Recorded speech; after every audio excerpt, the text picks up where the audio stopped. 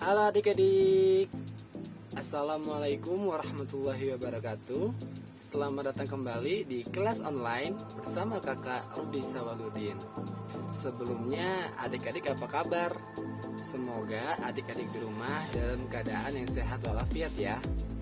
Oh ya adik-adik, sebelum adik-adik menyaksikan video ini lebih lanjut, kakak ingin mengajak adik-adik untuk mensubscribe channel YouTube ini. Dan jangan lupa nyalakan tombol notifikasinya agar adik-adik tidak ketinggalan video-video berikutnya. Dan jika adik-adik suka video ini, maka di like ya. Dan berikan saran dan komentar di kolom komentar. Terima kasih. Baik adik-adik, materi hari ini kita akan belajar tentang Sumpah Pemuda dan norma-norma di masyarakat. Tapi sebelum itu, alangkah baiknya kita berdoa dengan membaca basmalah terlebih dahulu. Bismillahirrahmanirrahim.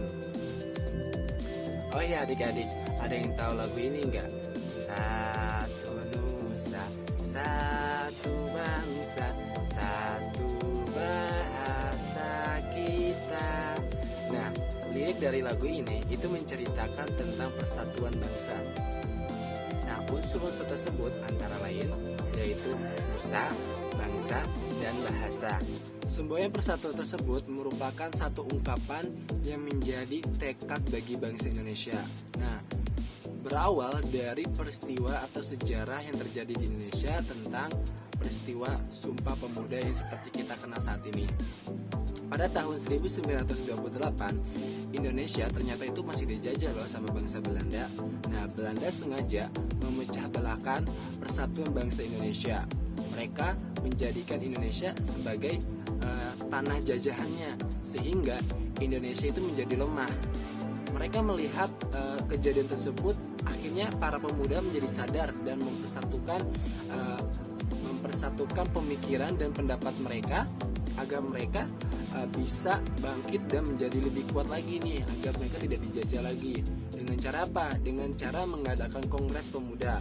Kongres tersebut dihadiri oleh pelajar, mahasiswa, dan perwakilan dari pemuda dari berbagai seluruh penjuru Indonesia.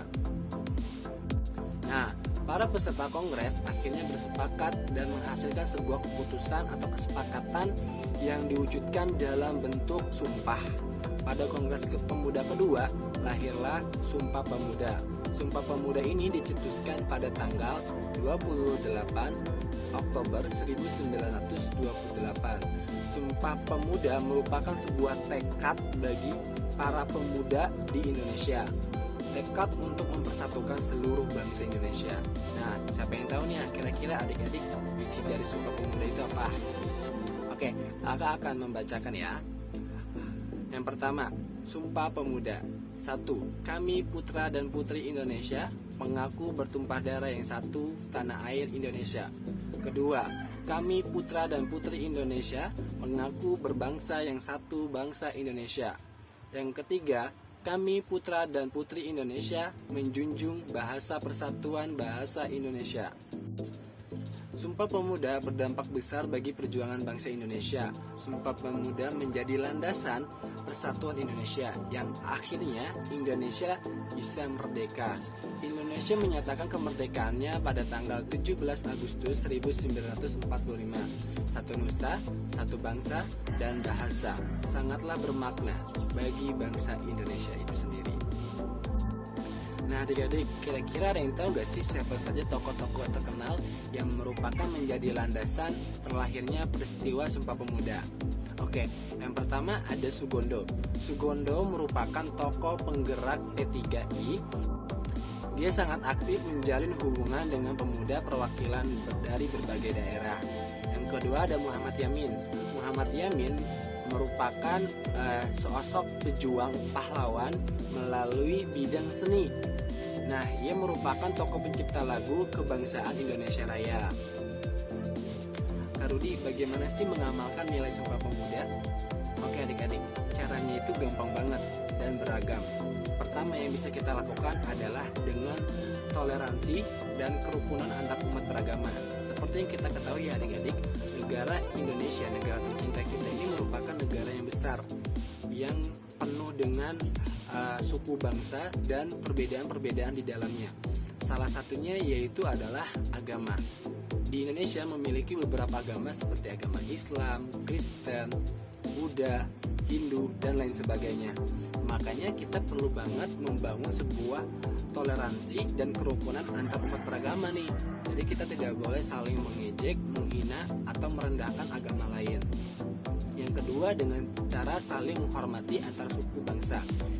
Seperti kita ketahui lagi nih adik-adik, kita ini negara besar yang ada Pulau Jawa, Kalimantan, Papua, dan lain sebagainya. Jadi kita memiliki suku yang beragam dan budaya-budaya yang beragam. Dengan cara apa? Kita bisa menghargainya, ya kita dengan cara menghormati segala bentuk perbedaan-perbedaan tersebut adik-adik. Yang ketiga, hidup gotong royong dalam masyarakat. Maksudnya apa sih Kak? Maksudnya adalah kita harus saling membantu dan berperan aktif dalam bermasyarakat, yaitu kita ikut serta dalam membangun jalanan, membangun jembatan.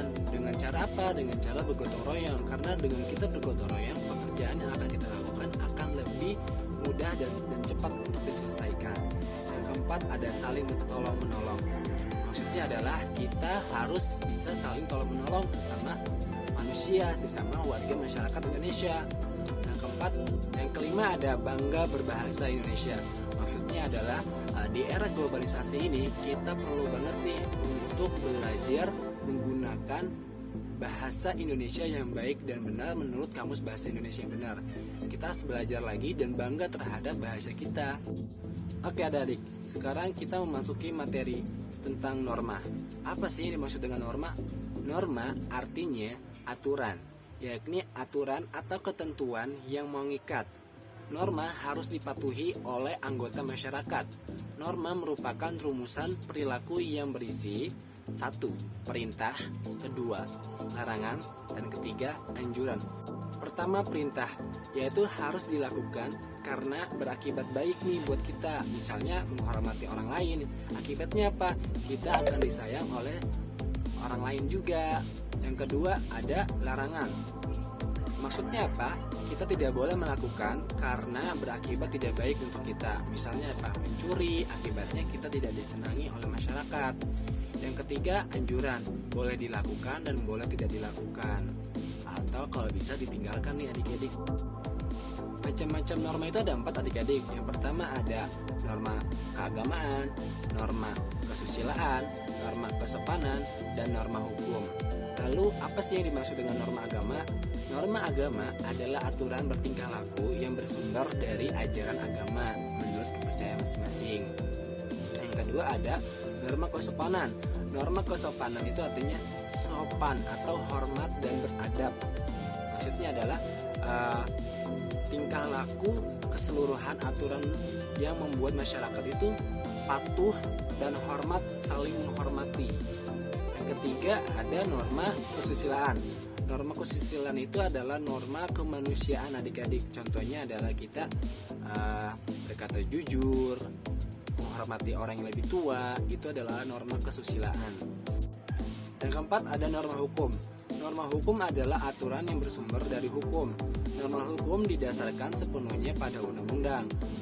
Norma hukum merupakan peraturan hidup yang dibuat oleh penguasa negara seperti presiden, DPR, MPR, dan lain sebagainya.